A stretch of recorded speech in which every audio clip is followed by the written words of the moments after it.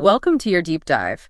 Today, we're going to be looking at, kind of like a teen drama, but there's some really interesting stuff going on beneath the surface. We've got these excerpts, almost like scenes from a book or a movie script. It's all about Charlie Spring, and we're starting with him returning to school after Christmas break. Right. And as we go through these scenes, think about the themes like friendship, identity, and those tricky social situations. The kind we've probably all had to deal with at some point. Yeah, for sure. So right away, we see Charlie meeting up with Ben before class even starts. They head off to the library. That seems kind of secretive, right? What do you make of that? Well, it definitely makes you think about anticipation, maybe even a hint of forbidden romance. But then Ben wipes off their kiss and he's all worried about being seen together. So it feels like it's more than just a typical high school crush. Yeah, it makes you think about the pressures Ben might be feeling, especially at that age, wanting to fit in and all that. Exactly. And there's this power imbalance that jumps out at you right away. Ben's calling all the shots, deciding where they meet, how they act. That can be really damaging in any relationship, but especially when you're a teenager, right? No kidding. Uh-huh. So then we meet Nick, and right off the bat, there's this spark between him and Charlie. It starts with a simple hi in the hallway, but you can totally feel the excitement building every time they interact. It's funny how these tiny moments, like just a quick hello, can become so loaded when you're attracted to someone. Yeah. They take on a whole new meaning, don't they? Totally. And it's not just about looks either. We see Charlie trying to give Nick answers to their math homework, but Nick refuses. He wants to figure it out himself. Yeah. And I think Nick's refusal tells us a lot about who he is. It's about integrity, wanting to learn and not just take the easy way out, maybe even a bit of self-respect. Interesting. And then there's this scene where they accidentally draw a smiley face on Charlie's hand. It's such a small thing, but it feels kind of important. It does, doesn't it? It's this sweet, almost innocent moment of connection. So different from all the secrecy around Charlie and Ben. It hints at a relationship that's built on mutual respect, genuine enjoyment. Right. And then, just as this connection seems to be building, Ben shows up and totally ignores Charlie. Ouch. What's that all about? It's tough to watch. It just reinforces that sense of secrecy and shame that Ben's putting on their relationship. It's a painful reminder of that power imbalance and how much it can hurt when one person controls everything. Absolutely. It's a good thing Charlie has Tao, his friend, who's immediately suspicious of Nick. He's worried Nick might be like those bullies Charlie's dealt with before. Makes you think about how important it is to have good friends, especially when things are tough. Yeah, Cal's looking out for him. And you can't blame him for being protective, especially after what happened with Elle. Remember, she had to switch schools because of all the transphobia. It just shows how hard it can be for some people just to exist as themselves. Seriously.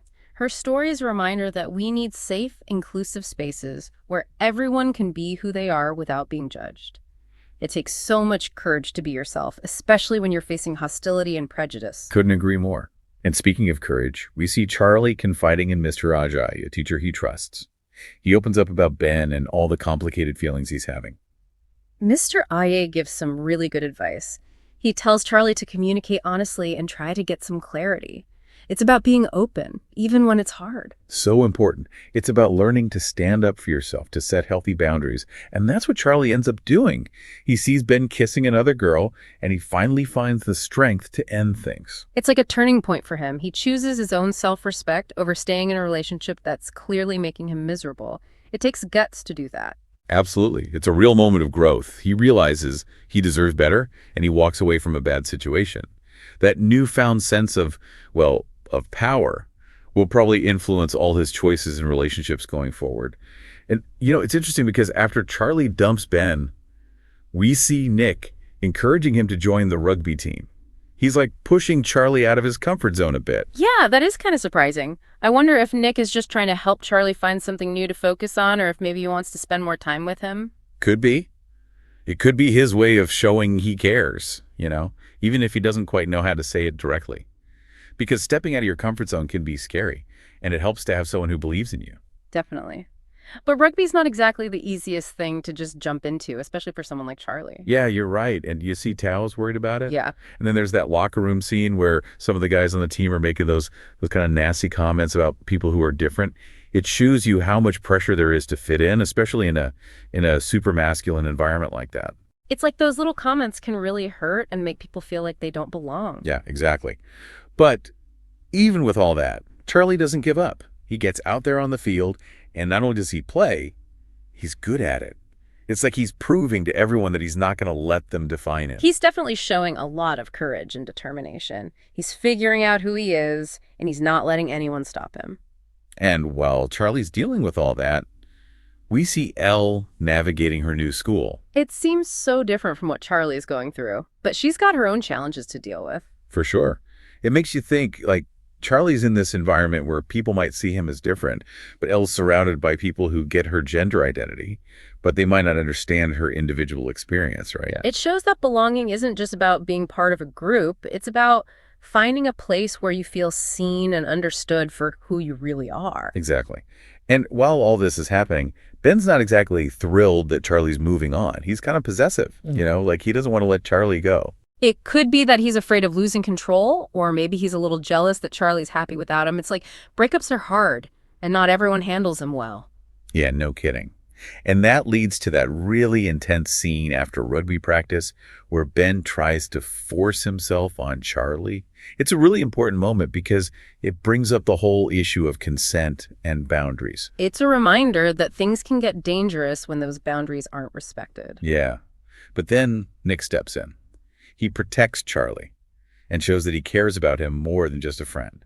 It's really cool to see him do that. It makes you think, was he just acting instinctively, or was there something more to it?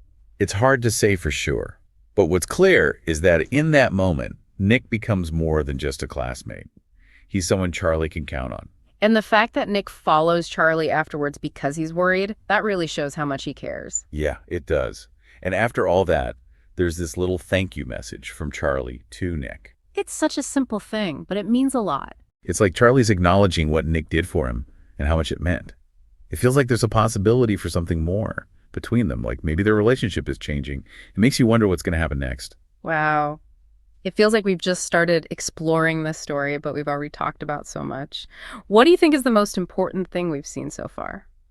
It's those subtle little things that really get me. It's not just the big dramatic moments, but the small gestures, those feelings that you can kind of sense are bubbling under the surface. Yeah. It reminds you that even like the most ordinary interactions can be really meaningful. Like those highs in the hallway. They seem so simple, but they end up being the start of something really special, something that could change everything. Right.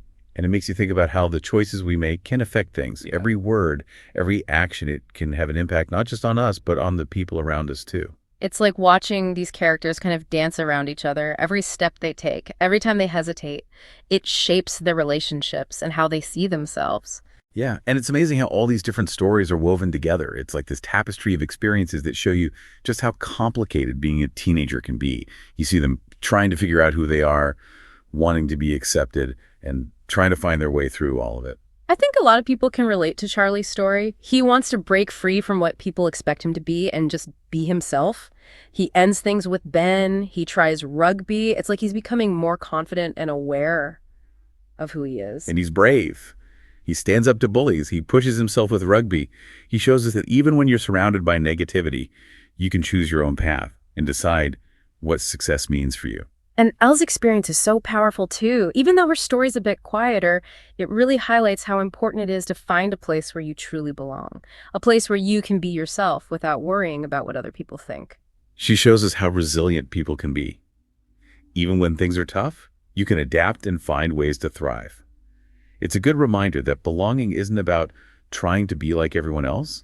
It's about embracing what makes you unique. And throughout everything, you see how important connections are. Whether it's a supportive friend like Tao, a mentor like Mr. Ajay, or an unexpected ally like Nick, those relationships give you strength when you need it most. That's really the core of this story, I think. It's about how much human connection can change us. Even small acts of kindness and understanding can make a huge difference in our lives. So as we wrap up this deep dive, what's the one thing you want our listeners to take away from this? I'd say pay attention to those little moments in your own life, those quick looks, those casual conversations, those times when someone does something kind for you. Look for the stories happening all around you, those tiny details that show you what it means to be human. You might be surprised by what you find. That's a great thought. And thanks for joining us on this deep dive. We'll be back with another one soon.